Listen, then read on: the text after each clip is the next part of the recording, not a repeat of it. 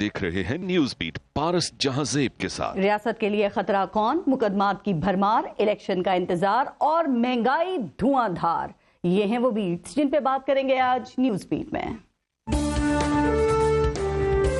इनको खौफ आ रहा है, डर लगा हुआ है इलेक्शन का। टीयर गैस शेलिंग, डंडों से जिस तरह मार रहे हैं लोगों को, तो सियासी कारकुन है। इलेक्शन कमीशन को कहना चाहता हूं कि इनकी रेजिग्नेशन हो चीफ मिनिस्टर की। हमें अपना काम करने दें, धमकी से, गालम गलोच से, ट्वीट करके किसी सूरत भी सरेंडर करने वाला नहीं है।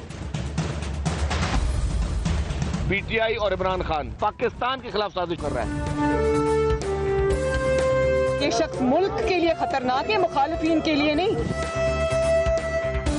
खड़ी चोर इमरान खान पाकिस्तान के लिए खतरा है, फितना है।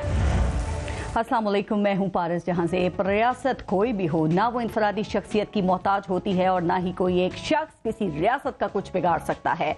रियासत आइन पर खड़ी होती है, ये कानून पे खड़ी होती है, इंसाफ पर और इदारों पर खड़ी होती है। इसकी मजबूती और कमजोरी भी इन्हीं अनासिर के मजबूत या कमजोर होने से वाबस्ता होती है।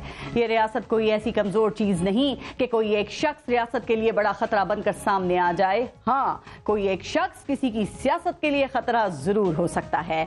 अगर कोई किसी दूसरे को रियासत के लिए खतरा करार देता है ना, तो आप समझ जाएं कि वो रियासत नहीं, सियासत के लिए खतरा है। आजकल कुछ सियासी रहनुमा इमरान खान को रियासत के लिए खतरा करार देने पर तुले बैठे हैं, लेकिन जनाब, इस रियासत के लिए खतरे और भी कई हैं। जैसे इस मुल्क में आइन के तहत इलेक्शन में रुकावट बनना रियासत के लिए खतरा है। इलेक्शन के लिए लेवल प्लेइंग फील्ड ना देना रियासत के लिए खतरा है। इलेक्शन को मैनेज करने की कोशिश करना, किसी मकबूल सियासी जमात को इलेक्शन से बाहर करने की कोशिश करना या मैंडेट से महरूम कर देना, ये रियासत के लिए खतरा है। किसी एक सियासी जमात के खिलाफ ताकत का इस्तेमाल करना, पुलिस से तशद्दुद कराना, उसको सियासी सरगर्मियों की इजाजत ना देना, अगर कोई सियासी कारकुन जाँ बहक हो जाए तो उसकी मौत को कवर करने की कोशिश करना, उसकी मौत को किसी अदालती फोरम पर तहकीकात से पहले ही हादसा करार देकर फाइल बंद करने की कोशिश करना, ये रियासत के लिए खतरा है। सियासी इंतकाम रियासत के लिए खतरा है। कानून की अमलदारी ना होना रियासत के लिए खतरा है। अदालती तकसीम, तेरा जज मेरा जज, तेरा जर्नैल मेरा जर्नैल का बयानिया बनाना रियासत के लिए खतरा है। हुकूमत की तरफ से ताकत का गलत इस्तेमाल, ऑपोजिशन पर बेहिसाब मुकदमात बनाना, उनको जेलों में डालना, सियासी जमातों की तोड़ फोड़ और पॉलिटिकल इंजीनियरिंग, अवामी राय का एहतराम न करना, ये रियासत के लिए खतरा है। इंतखाबी शेड्यूल के बाद भी सियासी जमातों को सियासी और इंतखाबी सरगर्मियों की इजाजत ना देना, रास्ता रोकने के लिए दफा 144 का सहारा लेना, लोगों से उनकी आजादियां छीनना, आवाज बंद करना, ये रियासत के लिए खतरा है। वैसे जब एक शहर में जश्न बहारा की तकरीबात की इजाजत हो, लकीरानी सर्कस चल रही हो, वर्कर्स कन्वेंशन की भी इजाजत हो, साइकिल मैराथन की भी इजाजत हो, लेकिन यूं ही एक सियासी जमात रैली का ऐलान करे तो उसको रोकने के लिए दफा 144 लगाकर इस रैली को मुलतवी करने पर मजबूर कर दिया जाए, तो ये रियासत के लिए खतरा है। तो फिर अब आप खुद ही फैसला कर लें कि रियासत को खतरा किसी इनफरादी शख्स से होता है या इज्तिमाई तौर पर इदारों के गलत इस्तेमाल और उनको कमजोर करने से होता है। आज के प्रोग्राम में इस पे भी हम बात करेंगे और आज प्रोग्राम में हमें ज्वाइन किया है पाकिस्तान तहरीक इंसाफ से उस्मान डार हमारे साथ मौजूद हैं, सीनियर सहाफ़ी और तज्ज़ियाकार हैं मुज़म्मिल सोहरवर्दी साहब और दिफाई तज्ज़ियाकार हैं ब्रिगेडियर रिटायर्ड हारिस नवाज साहब। अस्सलाम वालेकुम, बहुत बहुत शुक्रिया आप सबका प्रोग्राम में शिरकत के लिए। पहले एक ब्रेक लेंगे, देखते रहिएगा न्यूज़ बीट। अच्छा उस्मान डार साहब, आपसे शुरू करते हैं। खान साहब ने आज रैली निकालने का ऐलान किया हुआ था, लेकिन आप लोगों को इजाज़त नहीं मिली और दफ़ा 144 लगा दी गई निगरान हुकूमत की तरफ से पंजाब में, और उसके बाद फिर आज आपने अपनी रैली जो थी उसको मुलतवी किया। कल फिर रैली का ऐलान किया गया है और कल की रैली के लिए अब आपको इजाज़त मिल गई है। वैसे क्या ख्याल है, ये आपकी कोई जिद है या जो निगरान हुकूमत है उसको कोई आप आजमा रहे हैं, उनको टेस्ट कर रहे हैं? क्या वजह है कि आप अब क्या रोज रैली का ऐलान करेंगे सर? बड़ा जबरदस्त सवाल किया पारस। आपने देखे अब इलेक्शन अनाउंस हो चुका है पंजाब में, 30 अप्रैल को इलेक्शन होने जा रहे हैं और पाकिस्तान का आइन और कानून हर सियासी जमात को ये हक देता है कि वो जलसा करे, जुलूस करे, रैली निकाले इलेक्शन की प्रिपरेशन के लिए और इलेक्शन में जाने के लिए। और हम तो पिछले एक हफ्ते से जिस रैली की कोशिश कर रहे हैं जो आप पूछ रही हैं, वो तो हम इलेक्शन के सिलसिले में कर रहे हैं, अपनी इंतखाबी मुहिम का आगाज कर रहे हैं। हम कोई वैसे कोई सियासी रैली तो निकाल नहीं रहे हैं। अब पंजाब में हर तरफ इलेक्शन का माहौल गर्म है, तो मैं ये समझता हूँ कि जो भी फैसला आज इन्होंने किया है हुकूमत ने, मैं तो इसको इजाजत मिली है उस्मान डार साहब आपको कि कल की रैली में जब खीर करेंगे तो उसमें आप लोग इदारों के खिलाफ बात नहीं करेंगे, आप लोग अदलिया के खिलाफ बात नहीं करेंगे, तो क्या आप लोग इसके ऊपर तैयार हैं? क्योंकि इन्हीं वजूहात पे पैमरा से भी पाबंदी लग चुकी थी ना खान साहब के खिताबात पे। मैं ये समझता हूँ कि अदालतों के खिलाफ या हमारे काबिल एहतराम जज साहिबान के खिलाफ इमरान खान साहब बात नहीं करेंगे। ये पाबंदी सिर्फ इमरान खान के लिए है। मरियम नवाज साहिबा जो जहर उगल रही हैं तकरीबन हर कन्वेंशन में हमारे काबिल एहतराम जज साहिबान के साथ, सिटिंग हाजिर सर्विस सुप्रीम कोर्ट के हमारे काबिल एहतराम जज साहिबान के खिलाफ, उनके बारे में आप क्या कहेंगी? ठीक, मैं ये सवाल उठाता हूँ ना आपके प्रोग्राम में। हर चीज एक फर्दे वाहद के लिए, एक जमात के लिए, पीटीआई के लिए, एक लीडर के लिए, इमरान खान के लिए। तो मोहतरमा के तो आपको बेहतर पता है कि क्या क्या इनका माजी रहा है, किस तरह से मेरी उनके खिलाफ तौहीन अदालत की दरख्वास्त जाते हैं। आप ले जाएं जब आपको इस बात के ऊपर इतना एतराज है और आप समझते हैं कि आगे से कोई इस पे एक्शन नहीं हो रहा है, और अगर खान साहब इस तरह की बात करते हैं तो फौरन उनको नोटिस इशू हो जाते हैं, ले जाए ना। तौहीन अदालत की दरखास्त दे रखी है, मैं मीडिया पे पढ़ रहा था किसी वकील ने, और होनी भी चाहिए। लाहौर हाई कोर्ट ने कहा है कि सुप्रीम कोर्ट में जाएं, खास देने की आप बात कर रहे हैं। देखिए हर फोरम पे जाना चाहिए, सुनना चाहिए, सुप्रीम कोर्ट में भी जाएं और जाएंगे भी, लोग जाएंगे भी। देखिए ये हो नहीं सकता ना कि आपने बिल्कुल एक जमात को और एक खतून को फ्री हैंड दे रखा है, ना उनके लिए कोई दफा 144 है, ना उनके लिए कोई पैमरा की रूल्स एंड रेगुलेशंस हैं। वो जो चाहती हैं बोलती हैं। हमें तो दिली खुशी है तोशा खाना उसके ऊपर आते हैं जरा मुकद्दमार साहब। लेकिन मरीम नवाज के हवाले से जो आप बात कर रही हैं ना, नून लीग कहती है कि वो सब कुछ आपके दौरे हुकूमत में भुगत चुकी हैं। अभी आपने कहा कि हमें इजाजत नहीं है। आपको पता है ये जो सीएम पंजाब के जो मावन खुसूसी बराए कानून है ना, कंवर दिलशाद साहब कल शो में हमारे साथ मौजूद थे, और वो ये कह रहे थे कि कानून के मुताबिक 6 अप्रैल को इंतखाबी मुहिम चलाने की इजाजत होगी, उसके बाद आप चला सकते हैं। तो सर आप लोगों को इतनी जल्दी क्या है ये इंतखाबी मुहिम चलाने की? 6 अप्रैल तक आप रुक नहीं सकते? देखिए कंवर दिलशाद साहब तो पहले ही कंप्रोमाइज्ड हैं और कंट्रोवर्शियल हो चुके हैं। आमिर मीर ने भी यही कहा जो निगरान वजीर इत्तलात हैं। देखिए वो भी हुकूमत है, निगरान लफ्ज ना लगाया करें। पारा साहब भी बहुत मासूम है वैसे, मैं समझता हूँ। आपको लग रहा है ये कहीं से भी निगरान लग रहे हैं आपको?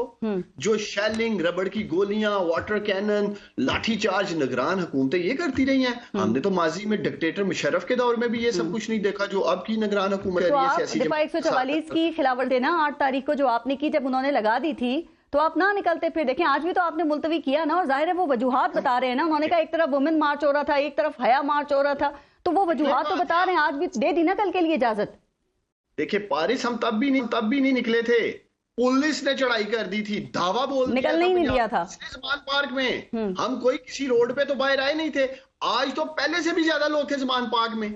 आज इनकी हिम्मत क्यों नहीं हुई? क्योंकि एक जिले शाह, एक दरवेश का जो इन्होंने कत्ल किया, उसके खौफ से तो आज ये आगे नहीं आ रहे थे। वरना इन्होंने तो जुल्म जो किया 8 मार्च को, जो पहली रैली हम लेके निकल रहे थे, वरना ये आज भी करते। लेकिन उस्मान डार, आपने जिले शाह के वालिदैन को सुना, टीवी चैनल्स के ऊपर ये आके कह रहे हैं कि ये जो कत्ल हुआ है जिले शाह का, इसकी जिम्मेदार पाकिस्तान तहरीक इंसाफ है। वो तो आपको मौरूद इल्जाम ठहरा रहे हैं। और आपने सुना था कल उनके वालिद साहब ये बात कर रहे थे कि पंजाब हुकूमत को मौरूद इल्जाम में नहीं ठहरा रहा, तहकीकात होने दें, आपको ठहरा रहे हैं। लेकिन आज वो देखिए पारिस, सबसे पहले तो मैं आप जैसे तमाम एंकर्स को सलाम पेश करता हूँ, हिरायत सीन पेश करता हूँ कि आप लोगों ने आवाज़ उठाई जिले शाह के कत्ल के हवाले से, जो जुल्म बर्बरियत उसके साथ हुआ।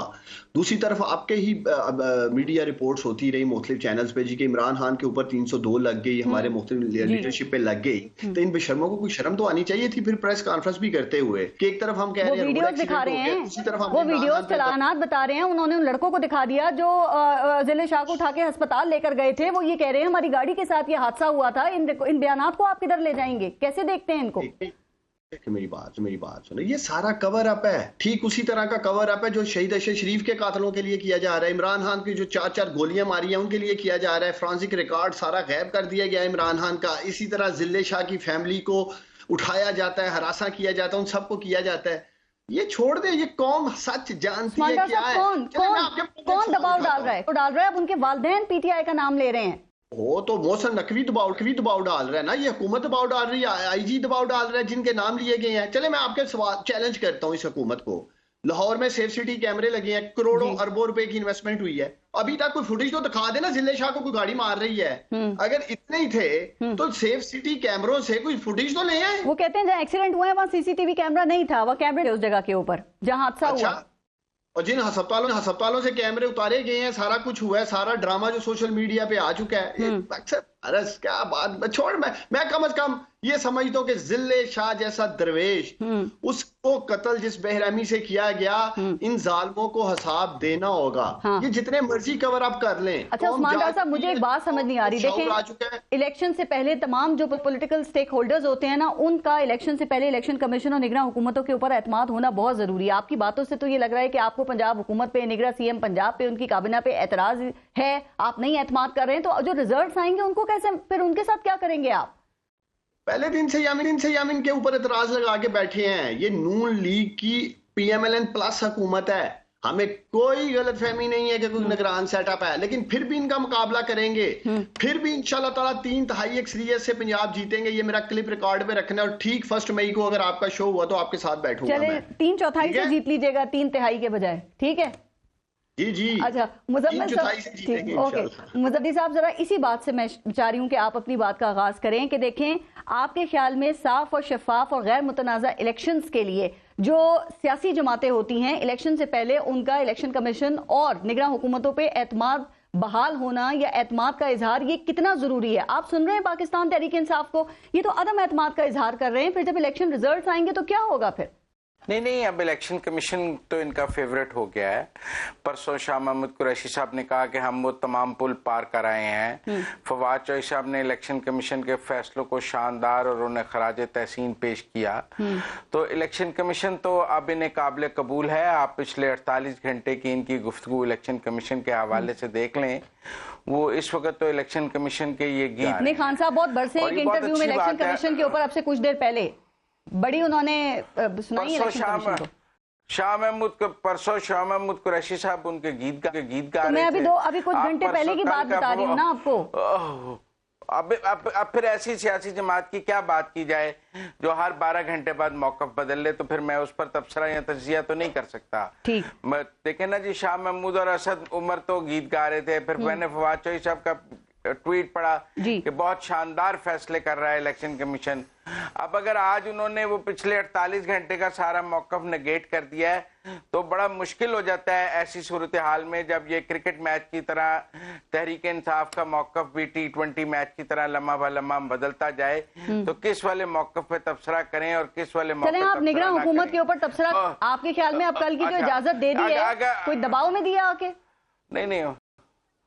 नहीं, 15 तक अब लाहौर में मैच ही नहीं है। देखिए ना, अगर लाहौर में मैच नहीं होगा तो आप रैली निकाल लें। अगर आज ये फैसलाबाद में रैली निकालने का ऐलान कर देते, डार साहब सियालकोट में निकलवाने का ऐलान कर देते, गुजरात में निकाल लेते, गुजराला निकाल लेते, मुल्तान निकाल लेते, वहां PSL के मैचेस नहीं थे, क्या एक्सक्यूज होता पंजाब गवर्नमेंट के पास कि वहां रैली क्यों नहीं निकल सकती? फॉरेन प्लेयर्स ठहरे हुए हैं, जमान पार्क और PC पास हैं जी। एक जस्टिफाइड बात थी कि आप ये 16 मार्च को PSL खत्म हो जाना है। सर मेरा सवाल अगर ये आपकी बात ठीक है, एक सेकंड, क्या निगरान हुकूमत पाकिस्तान तहरीक इंसाफ को अप्रोच करके उनके साथ रूट जो है उसके बारे में डिसाइड नहीं कर सकती थी कि भाई यहाँ पे PSL का मैच हो रहा है, वहां पे जो है वो मैराथन रेस हो रही है, यहाँ पे फलाना कुछ और कोई जलसा हो रहा है, तो आपने इसके इर्द गिर्द नहीं आना, आप जो हैं वो उससे दूर अपना एक रूट डिसाइड कर लें, आपने उसी पे रहना है? क्या ये बात नहीं हो सकती थी सर? नहीं हो सकती थी, प्रैक्टिकली मुमकिन नहीं है। क्यों? एक सियासी जमात जब रैली निकालती है तो चारों तरफ से लोग उस रैली में शिरकत के लिए आते हैं, वो कोई कॉर्डन ऑफ तो नहीं होती है। पूरे लाहौर से लोगों ने उस रैली में शिरकत के लिए आना था, बल्कि लाहौर से बाहर से भी आना था। ये रूट नहीं होता कभी रैली का। हर MNA हर MPA अपने लोग लेकर एक छोटे छोटे जुलूस से उस रैली में जलसा और रैली में फर्क नहीं होता सर। जलसे में सब जगह पे रैली तो जहां जहां से गुजरती है वहां से लोग रैली में भी सब जगह रैली में भी सब जगह से लोग आके शामिल होते हैं। पूरे लाहौर ने उसमें शामिल होना था, लाहौर से बाहर से लोगों ने आना था। ये तो नहीं हो सकता कि आप कह सकते हैं कि जी हमारी रैली सिर्फ फिरोजपुर रोड से गुजर रही है तो मॉडल टाउन वाले उसमें शरीक ना हो, DHA वाले शरीक ना हो, या हरबंसपुरे से लोग वहां ना आए, सारे लाहौर ने वहां आना था। ये मुमकिन नहीं है पॉलिटिकल रैली। तो क्या हम ये समझ लें कि जैसे कि कासा भी कह रहे हैं कि 6 अप्रैल से इंतखाबी मुहिम शुरू होगी, तो यानी कि मतलब कि ये क्या कानून है कि 6 अप्रैल से पहले वो कोई रैली इंतखाबी नहीं निकाल सकते? तो क्या कोई पॉलिटिकल एक्टिविटी भी नहीं कर सकते हैं सर? उसकी भी इजाजत नहीं है सियासी जमात को या किसी को भी? नहीं, आप गलत देखें वो कह रहे हैं कि लाहौर में PSL का मैच था, आप किसी और शहर में, भाई इंतखाब तो पूरे पंजाब में होना है ना, कि सिर्फ लाहौर में इंतखाब होना है, बाकी शहरों में पंजाब में इंतखाब नहीं होना। आपने लाहौर से ही क्यों शुरू करनी है? आप गुजरांवाला से शुरू कर लें, आप मुल्तान से शुरू कर लें, आप डेरा गाजी खां से शुरू कर लें। आपने भी जिद लगाई हुई है कि मैंने लाहौर से शुरू करनी है, तो उन्होंने इंतजार किया कि PSL के मैचेस लाहौर से शिफ्ट हो जाएं। अब 15 तक लाहौर में कोई नहीं है। अच्छा मुजम्मिल सोहरवर्दी साहब, एक सेकंड दीजिएगा, सिर्फ एक सी बात करी हूँ, सिर्फ एक छोटा सा सवाल उस्मान डार से। ये बात वैलिड है वैसे उस्मान डार साहब, पाकिस्तान इतना बड़ा है, पंजाब इतना बड़ा है, तो पंजाब में किसी और शहर से क्यों नहीं आपने अपनी इंतखाबी ये रैली या मुहिम का आगाज कर लिया सर? लाहौर ही क्यों, जबकि आपको पता है वहां पे एक्टिविटी हो रही है? भारत फिर देखे ना आप भी मासूमाना सवाल कर रही हैं। पाकिस्तान की सियासत के फैसले लाहौर में होते हैं। तख्ते लाहौर फैसला करता है कि अगली हुकूमत का ताज किसके सर पे होगा, चाहे वो वफाक लॉन्ग मार्च करने आप इस्लामाबाद आते हैं और इंतखाबी मुहिम का आगाज आपने लाहौर से करना है। लाहौर से थे ना, निकले तो लाहौर से ही थे, लॉन्ग मार्च भी ले गए लाहौर से ही निकले थे। ये लाहौरी ही हैं जो पाकिस्तान की सियासत के रुख का, या जैसे मैंने कहा कि हुकूमत का ताज जो सर पे रखा जाता है, ये लाहौरियों को मैं समझता हूँ। और वही हुकूमत छोड़ दी आपने, इतनी मजबूत हुई। ये जान चुके हैं पारस। मैं तो आपको दावत देता हूँ कि आप मस्ट कल लाहौर आए। आप इस्लामाबाद में, मुझे पता है वहाँ एक अच्छा मौसम एंजॉय कर रही हैं, आप आए, आप रैली को कवर करें। आप लोगों ने पूरे मुल्क का ही मौसम बड़ा जबरदस्त। पाकिस्तान की 76 साल तारीख में, पिछले 75-76 सालों में इस तरह का चश्मे फलक ने नजारा नहीं देखा होगा जो कल लाहौरी है आपको लाहौर की सड़कों पे दिखाएंगे। इन्होंने कोई एहसान नहीं किया। उस्मान डार साहब, मैं जरा आपकी बारी पे फिर बचूंगी। एक यकीन दहानी आप, ठीक, एक यकीन दहानी आप करा सकते हैं। चले मैं भी कल वहां पे आ जाऊंगी। यकीन दहानी आप करा सकते हैं कि कल आप इदारों के खिलाफ कोई बात नहीं करेंगे अपनी तकरीर के अंदर, और अदलिया के हवाले से कोई बात नहीं होगी। ये ना हो आंसू गैस की शैल आप मुझे भी पढ़वा दें। देखें हम क्यों अदारों के खिलाफ बात करेंगे? ये भी आपके मेहमान कह रहे थे जी कि इलेक्शन कमीशन अच्छा हो गया। कोई भी अदारा या कोई भी फैसला जब आइन और कानून की रोशनी में आएगा, जब इलेक्शन कमीशन आइन और कानून की पासदारी करेगा, फैसले मेरिट पे करेगा, हम जरूर तारीफ करेंगे। लेकिन जब वो फैसले ऐसे करेगा, हमें तनकीद करने का हक है। नवाज साहब जरा एक सेकंड जरा दीजिएगा। मुजम्मिल सोहरवर्दी क्योंकि निगरान हुकूमत की बात कर रही थी, तो मैं चाह रही हूँ कि वो उसके ऊपर भी बात करें कि मुजम्मिल सोहरवर्दी साहब, ये जिले शाह का वाकया भी आपके सामने है ना, निगरान हुकूमत पंजाब की और पंजाब पुलिस का मौकफ आपके सामने है, उन्होंने बयानात भी सामने रख दिए हैं, तो अब लेकिन उनको PTI और इमरान खान जो है वो नहीं मान रहे हैं। सर, आपके ख्याल में ये इदारों के ऊपर एतमाद का फुकदान, ये कितना खतरनाक रुझान है इस वक्त जो परवान चढ़ रहा है? इस मुल्क में कोई 2-3 इदारे थे जिनकी बहुत इज्जत थी, जिनको मुकद्दस हैसियत हासिल थी, आज वो भी नहीं रही है। मतलब हम फौज के हवाले से बात करने से एतराज़ करते थे, आज वो भी नहीं रहा है। हम अदलिया के बारे में बात करने से एतराज़ करते थे, आज वो भी नहीं रहा है। इसलिए मैं समझता हूँ कि इदारों की ज़बू हाली तो अपनी जगह एक ऐसी हकीकत है, और सियासी मैदान में उनको इतना घेरा गया है कि अब उनको वो अपनी साख खो बैठे हैं, और इदारों को अपनी साख बहाल करने के लिए को out of the box solutions करने पड़ेंगे। मौजूदा स्टेटस को के साथ ना फौज अपनी साख बहाल रख सकती है, ना अदलिया रख सकती है। या तो इनको कोई ऐसे रूल्स ऑफ द गेम बनाने पड़ेंगे जो दुनिया में बनाए गए हैं, उनके साथ ट्रांसपेरेंसी लानी पड़ेगी, वरना सवाल तो उठते रहेंगे। सर, पहल कैसे करें? क्या आर्मी चीफ को पहल के शुरुआत कैसे हो? आर्मी चीफ ने देखे ना आर्मी चीफ को ने जो ये बिजनेसमैन से मुलाकात की है जी, उसमें उनसे ये सवाल हुआ कि आप को दोनों को टेबल पे बिठाना चाहिए। उन्होंने उसके जवाब में कहा कि मुझे इमरान खान साहब ने अप्रोच किया था मिलने के लिए, तो मैंने उन्हें कहा आ जाएं प्राइम मिनिस्टर हाउस में इकट्ठे बैठ जाते हैं। PTI ने मेरे ख्याल में ये बहुत अच्छी ऑफर थी। नहीं, आर्मी चीफ ने तो तरदीद नहीं की है ना, बात तो आर्मी चीफ ने की है ना। इमरान खान मेरे ख्याल में ये बहुत अच्छी ऑफर थी, वो कह रहे नहीं की मैंने। देखें, इमरान खान साहब एक मौके पर ये भी कह चुके हैं कि मैं उन्हें मिलना चाहता हूं और वो नहीं मिलते तो मैं क्या करूं। ठीक, उस बयान का आप क्या करेंगी? ओके, जो उन्होंने ये कह दिया कि मैं तो मिलना चाहता हूं, वो नहीं मिलते, मैं क्या करूं, वो भी तो ऑन रिकॉर्ड पे मौजूद है। ठीक है, कि वो ऑन रिकॉर्ड मौजूद नहीं है। तो इसलिए मेरे ख्याल में अब वो क्या चाहते थे कि पहले वो आर्मी चीफ से बात करें, फिर आर्मी चीफ जाके गवर्नमेंट से बात करे, फिर जवाब लेकर आए, फिर इनसे बात करे। कोई ऐसे तो नहीं, एक टेबल में ही बिठाना था ना। वो टेबल यहाँ जमान पार्क की हो सकती है या प्राइम मिनिस्टर हाउस की हो सकती है। मेरे ख्याल में आर्मी चीफ ने रीजनेबल बात की कि आ जाए प्राइम मिनिस्टर हाउस में बैठ के बात कर लेते हैं। ठीक है, इमरान खान को चले जाना चाहिए था इस ऑफर पे कि आ जाए प्राइम मिनिस्टर हाउस में बैठ के। सारी बात टॉक्स फेल हो जाती ना, होती तो सही ना एक दफा कि इलेक्शन पे बात होनी है, कोई स्टेटस को पे बात होनी है, कोई रिफॉर्म्स पे बात होनी है, उस टेबल पे जाके इमरान खान बैठ जाते। क्या प्रॉब्लम थी बैठने में? ओके, हारिस नवाज साहब, जो इतनी पोलराइजेशन है ये किस तरह से खत्म होगी सर? इसे कैसे खत्म किया जाए? अभी जो बात हो रही है, देखें आर्मी चीफ का मौकफ है जो उन्होंने ये बिजनेस कम्युनिटी से मुलाकात में लिया कि इमरान खान ने उन्हें अप्रोच किया, वो कहते हैं मैंने उनको मना कर दिया। पाकिस्तान तहरीक इंसाफ इसकी तरदीद कर रही है। अब आपके ख्याल में इस बात की तस्दीक कैसे हो सकती है और किस तरह से शुरुआत हो सकती है कि माहौल ठीक हो? देखें पारस, बात यह है कि बिल्कुल आर्मी चीफ ने बिल्कुल बात करने से इनकार किया और वो इसलिए कह रहे हैं, उन्होंने प्रेसिडेंट से भी मेरे ख्याल में ये बात की होगी। इशू ये है कि वो आइन और कानून के मुताबिक अब चलना चाहते हैं। आइन और कानून में ऑपोजिशन के साथ अननेसेसरी बात नहीं है। फिर इसको आपकी हुकूमत मरियम नवाज ने जो एक और इशू खड़ा करना है वो आपके सामने है। तो इसलिए इस वक्त जब फौज साइड पर बैठे हुए है, आप देखें दोनों पार्टियां, मरियम नवाज कहती हैं कि जनरल फैज का कोर्ट मार्शल करना है, करें जी। इमरान खान कहते हैं कि जनरल बाजवा का कोर्ट मार्शल करें। बात यह है कि आप इस वक्त अपनी सियासी लड़ाई अच्छे तरीके से, सियासी तरीके से करें, छोड़ दें अदलिया को। अदलिया आपके लिए रेमेडी के लिए बैठी हुई है। आपको प्रॉब्लम होगी, अभी देखें वो हर जगह आपको रेमेडी देते हैं। अभी भी उन्होंने आपको कैमरा से निकाल दिया, बिल्कुल। But keep army away. और आप ये अवाम को इस वक्त ये यकीन दिलाएं कि सियासतदान जिम्मेदार हैं। और ये मैं बार बार आपके प्रोग्राम में कह चुका हूँ, ये प्राइम मिनिस्टर की रिस्पॉन्सिबिलिटी है, हुकूमत वक्त रिस्पॉन्सिबिलिटी है।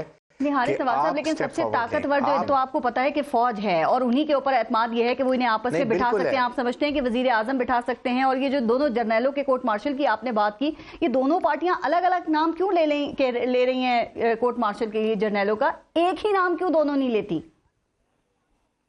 यही तो इशू है। और फिर सेकंड ये है कि आप ड्रैग कर रहे हैं ना, आप बार बार कह रहे हैं आप आर्मी से मिलेंगी, कल पीएमएलएन कहेगी जी वो क्यों मिले, क्या बात हुई है। सो ही इज कट ऑफ। मैं आपको ये फ्रेंकली बता रहा हूँ, he is very clear about it. Issue अब ये करने का है कि आप देखें प्राइम मिनिस्टर कॉल क्यों नहीं देते। That means he doesn't want to talk to Imran Khan now. This is what I will take it. इतने सीरियस एनवायरमेंट्स में देखें आर्मी दो जगह पे इंटरफेयर करेगी, मैं आपको फ्रेंकली बता दूं। One is national security, number two when serious stability को थ्रेट होगा पाकिस्तान की, then they will come and then चाहे बिठाते हैं जो करते हैं दे विल डू। इस पे कोई डाउट क्लियर हमें नहीं होना चाहिए। सो अब बात यह कि आप इस वक्त आपने बार बार बात कह रहे हैं फौज, यार 5 साल फौज को रोटते पीटते रहेंगे। आपने कोई अवाम को बताया पीटीआई ने या पीएमएलएन ने कि जी हमारा अब मैंडेट ये है, हम अब इलेक्शन में हमारा मैनिफेस्टो ये है, हम इकोनॉमी को ऐसे रिवाइव करेंगे, हम फॉरेन रिलेशन को ऐसे चलाएंगे, हम उसके बाद ये इलेक्शन कब करवाएंगे, हम इसके बाद क्या हमारे में मैंडेट होगा, हम क्या करेंगे। Anybody is talking? No. Right. आपके ख्याल में ये पाकिस्तान तरीके से एतराज क्या है फौज के हवाले से? मतलब वो वाकई ये चाहते हैं कि वो सियासत में मुदाखलत ना करे, या उनको एतराज ये है कि सिर्फ उन्हीं के हवाले से, उन्हीं के फेवर में मुदाखलत की जाए और अगर जो कुछ माजी में हो रहा था वो दोबारा शुरू हो जाए तो आप समझते हैं कि इनके सारे एतराजात खत्म हो जाएंगे फिर? क्योंकि कुछ लोग 2022 से पहले बहुत अच्छे लग रहे थे।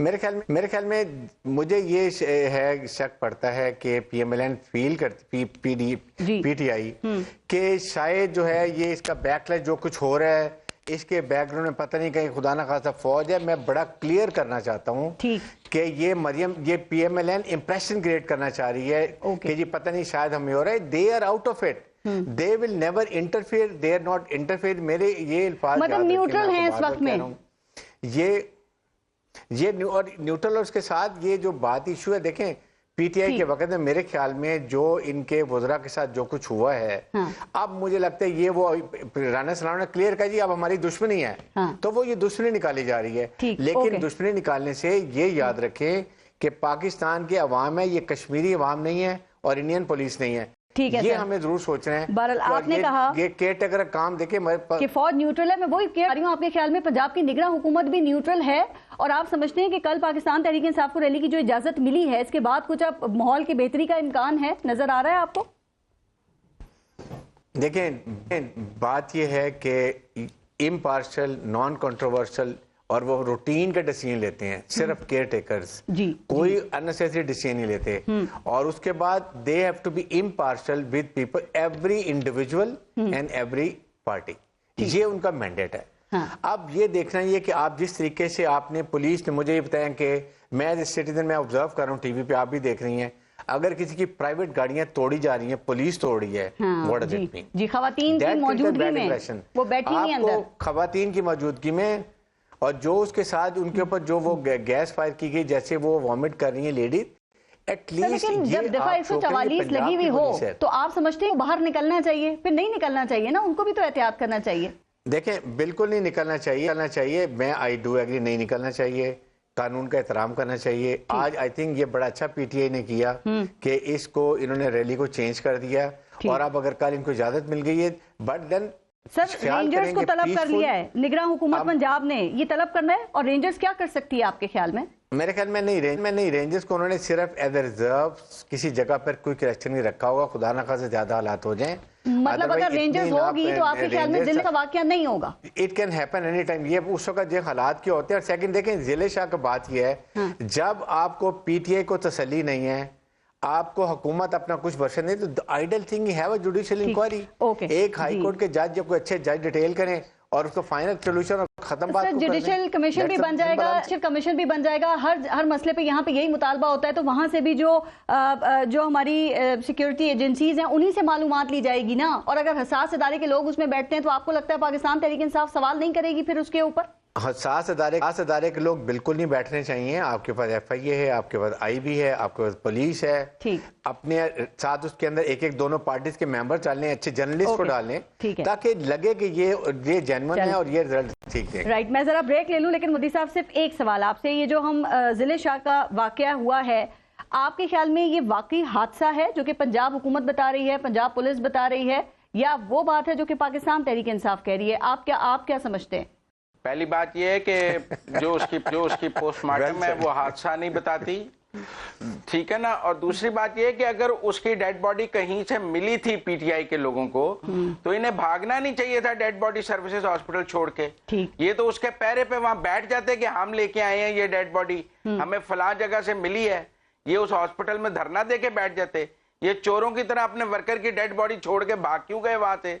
दाढ़ियां क्यों मुंडाते फिरे? डाले को लोग समझते रहे किसी हसास इदारे का वीगो डाला है जो छोड़ के चला गया है, वो बाद में पता लगा इनकी नायब सदर का वीगो डाला है जो छोड़ के गया है। हम तो यही समझते रहे कि किसी हसास इदारे का वीगो डाला है, क्योंकि वीगो डाले तो उन्हीं से रिलेट किए जाते हैं कि वो छोड़ के चला गया है, जिस तरह की गुफ्तगू हो रही थी। लेकिन वो बाद में पता लगा अगर इनको कहीं से उसकी डेड बॉडी मिली थी, मैं पीटीआई का मौकफ मान लेता हूं कि इनको सड़क पे पड़ी डेड बॉडी मिली, ये चोरों की तरह छोड़ के भाग क्यों गए? इन्हें उस डेड बॉडी पे पहरा देना चाहिए था, वहां खड़ा होना चाहिए था हॉस्पिटल में कि भाई हम लाए हैं ये डेड बॉडी, हमें फलां जगह से मिली है, मीडिया को बताते। इन्होंने ये जो चोरों की तरह 2 दिन छुपाया है वो इनको गिल्टी फील कराता है, उसकी जो पोस्टमार्टम की रिपोर्ट है वो गवर्नमेंट को गिल्टी फील कराती है। लिहाजा आप ये समझे दोनों झूठ बोल रहे हैं। और 302 का मुकदमा इमरान खान पे इन्वेस्टिगेशन के, ये कैसे बन गया? हाँ, ये दिस इज क्वेश्चनेबल, और वो भी केयरटेकर गवर्नमेंट से जी, तहकीकात के बगैर। देखें, पहली बात तो ये है कि गवर्नमेंट का मौकफ है, हमने नहीं मारा तो पीटीआई वालों ने मारा है, ये एक्सीडेंट में मारा है या जैसे भी मारा है। आज उसके वालिदैन भी कह रहे थे पीटीआई ने मारा है। अब उसका बाप अगर मुद्दई बन जाए इमरान खान के खिलाफ, फिर आप क्या करेंगी?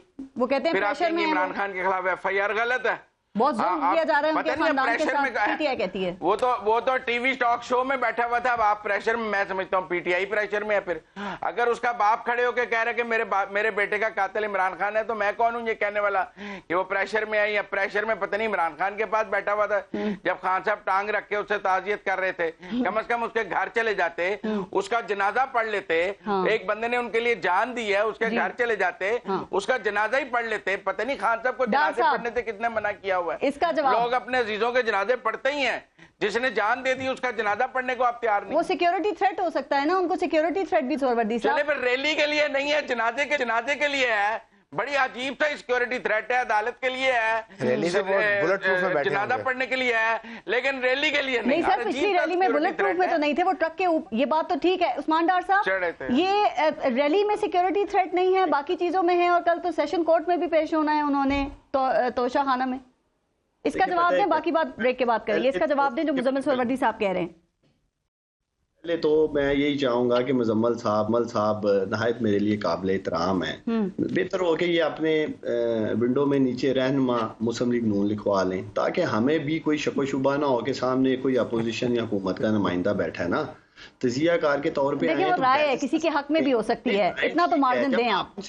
जब आप उनसे इनकी नून लीग की बात करती हैं, हुकूमत की बात करते हैं, कभी लेफ्ट निकल जाते हैं, कभी राइट निकल जाते हैं। आपके हक में लोग नहीं बोलते? उसने कहा जी 302 का क्यों हुआ, उसके ऊपर तो कुछ नहीं, बस यूं निकल गए हैं, बाएं शाएं हो जाता है। तो हमें कोई मसला नहीं है। जहां हम रोजाना पीपल्स पार्टी नून लीग वालों को आड़े हाथों लेते हैं, हम तजियाकार से भी पूरा मैच डाल सकते हैं, हमें कोई इशू नहीं है। सिर्फ खुल के सामने आए कि हम हाँ जी इनके साथ खड़े हैं, हम पीटीआई करना चाहते हैं, इमरान खान के ऊपर तनकीद करना चाहते हैं। राय का एहतराम करना चाहिए। बहुत सारे लोग आपके फेवर में भी बात करते हैं। तोशाखाना कब मेरी बहन डिस्कस करना है, मैं वेट कर रहा हूँ। फिर ब्रेक के बाद करते हैं, ब्रेक के बाद प्लीज। तोशाखाना सुन के कान पक गए थे हमारे। कोई तोशाखाना पे भी आज कहते हैं बड़ा मजबूत केस है। ब्रेक के बाद ब्रेक लेते रहेगा न्यूज बीट।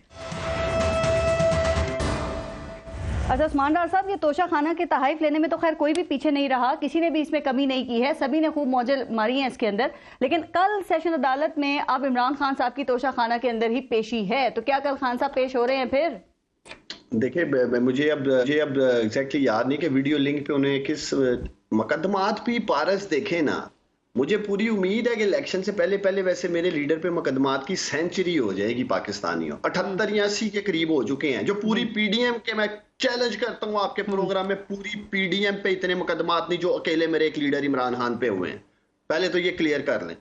तो मुकदमात से भागेंगे नहीं, ना दुबई भागेगा मेरा लीडर, ना लंदन भागेगा। पेश हो रहे हैं 50 रुपए के स्टाम्प पे।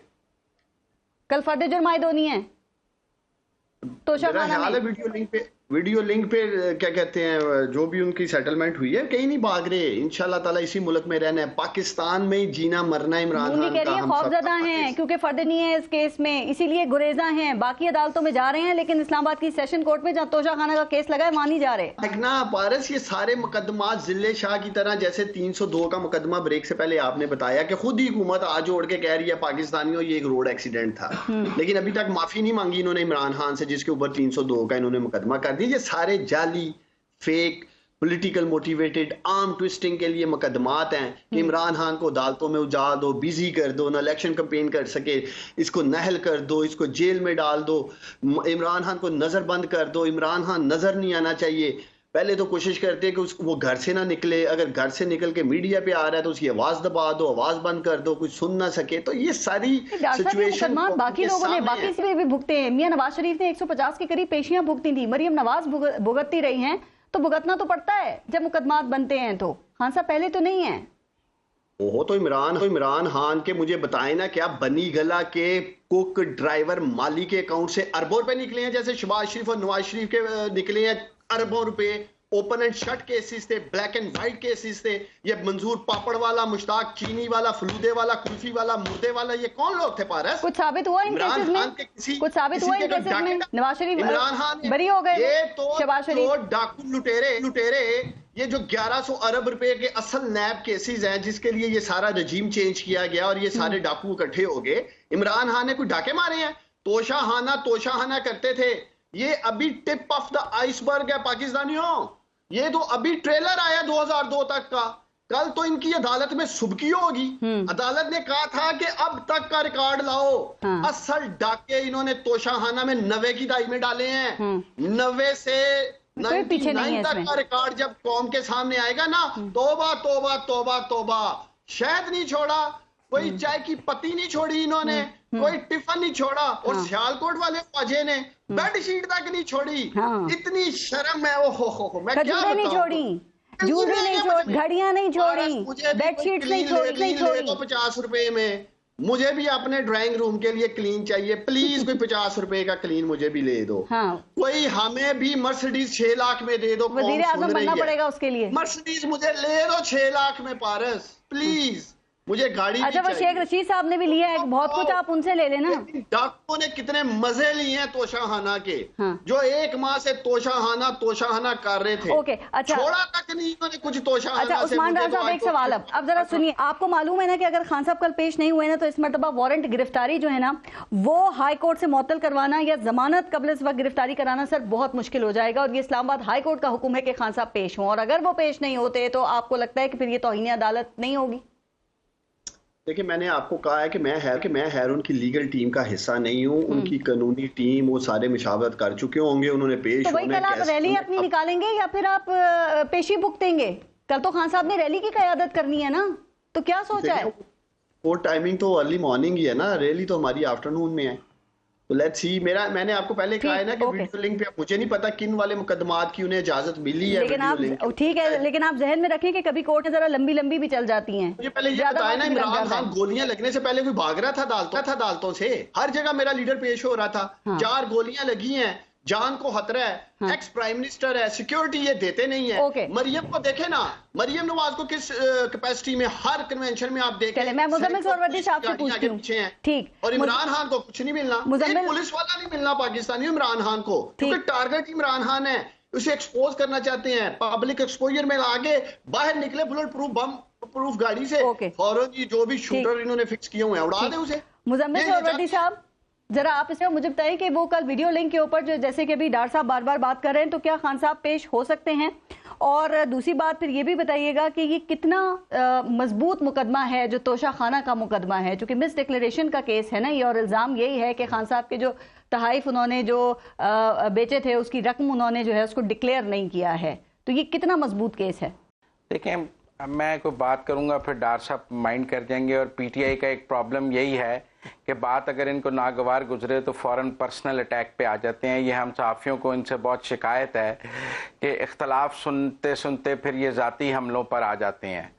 हालांकि इनको अब वक्त के साथ सीख लेना चाहिए कि इस किस्म की ज़ुबान और हमलों ने इनकी कोई खिदमत नहीं की है, और ना पीटीआई का ये कोई मुस्बत चेहरा इससे कौम के सामने ला सके हैं। सिर्फ मुल्क में गालम गलूज का एक माहौल पैदा हुआ है सियासी जमातों के दरमियान, और कुछ नहीं हुआ है।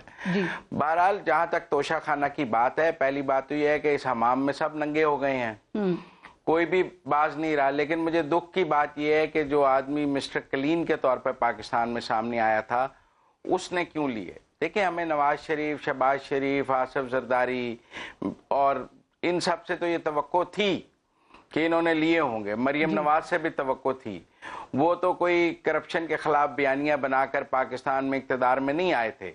उनका नैरेटिव तो नहीं था कि हम इस मुल्क का पैसा जो है वो लूटा हुआ वापस लाएंगे, मजीद लूटपाट खत्म करेंगे, 90 दिन में मुल्क को करप्शन से पाक कर देंगे, बल्कि इन्होंने तो पैसा वापस लाना था। ये क्यों उस रंग में ढल गए? दुख की बात तो ये है। मेरे लिए ये बहुत ही फख्र की बात होती कि ये लिस्ट आती और इसमें पीटीआई का कोई ना होता, और ये आज फख्र से कह रहे होते कि आप देख लें 4 साल में हमने एक भी तोहफा नहीं लिया है, वो तोशाखाना में पड़े हैं। देखे ना, ये आए, इन्होंने आते ही वजीर आज़म हाउस की गाड़ियां नीलाम की। हमने कहा जी अच्छी बात है, बड़ी गाड़ियां नहीं होनी चाहिए, सादगी होनी चाहिए, लेकिन आप एक तरफ गाड़ियां नीलाम कर रहे हैं, दूसरी तरफ घड़ियां खरीद रहे हैं। ये बात कोई जची नहीं है। टू बी वेरी फ्रैंक, हर सियासी जमात को उसके बयानिए और उसके मंशूर की रोशनी में हम देख सकते हैं। किसी जमात का बयानिया किसी जमात पर नहीं ठोक सकते। अगर कोई बहुत दीनी जमात है और मुल्क में इस्लामी निजाम लाने के लिए आई है तो हम उसकी कारकर्दगी को उस बयानिए और मंशूर पे देखेंगे। जो करप्शन खत्म करने आई है उसका बयानिया उस तनाजुर में देखा ही जाएगा। जो तरक्याती कामों के तनाजुर में आई है उसका बयानिया वो देखेंगे। तो मुझे दुख है कि इमरान खान साहब भी तोशाखाना की लिस्ट में शामिल है, जो उन्हें नहीं होना चाहिए था। वो एक मिस्टर क्लीन के तौर पर। मुजम्मिल सोहरवर्दी साहब, अगर वो नाअहल हो, अगर उनको सजा होती है तो आपके ख्याल में क्या लेवल प्लेइंग फील्ड मिल जाएगी? वो जो मरियम नवाज कह रही हैं, फिर इमरान खान और मियां नवाज शरीफ का स्टेटस बराबर हो जाएगा? देखिए स्टेटस बराबर होने की वो क्या बात कर रही हैं। अगर नवाज शरीफ के मुकदमात में मॉनिटरिंग जज लगता है तो फिर आज इमरान खान के मुकदमात में भी मॉनिटरिंग जज लगना चाहिए। क्यों नहीं लगना चाहिए मॉनिटरिंग जज? मॉनिटरिंग दूध। अब कल हमें बताया जाता था कि मॉनिटरिंग जज का मतलब तो तेजतर इंसाफ है, जल्द अज जल्द। ठीक, तो आज इमरान खान को भी तेजतर और जल्द अज जल्द इंसाफ मिलना चाहिए और मॉनिटरिंग जज लगना चाहिए। अगर कल नवाज शरीफ को एडजमेंट नहीं मिलती थी तो आज इनको भी एडजमेंट नहीं मिलनी चाहिए। ठीक। और अगर कल आज JIT सुप्रीम कोर्ट ने MI और ISI के अफसरान पर बना दी थी तो आज इन पर भी फरा गोगी वगैरह पे बना दें। वो कहते हैं हमारे पास मकसूद पापड़ वाला नहीं है, मुश्ताक चीनी वाला नहीं है, आपके पास फरा गोगी है, उसको ले आए पाकिस्तान, लाके पेश कर दें, दूध का दूध और पानी का पानी हो जाएगा। इसमें ऐसे कौन से, हर एक के पास कोई ना कोई है। मैंने कहा ना हमाम में सब नंगे हैं, Imran Khan is no distinction. ठीक, आरिफ नवाज साहब इसी पे जरा आपको क्या लग रहा है?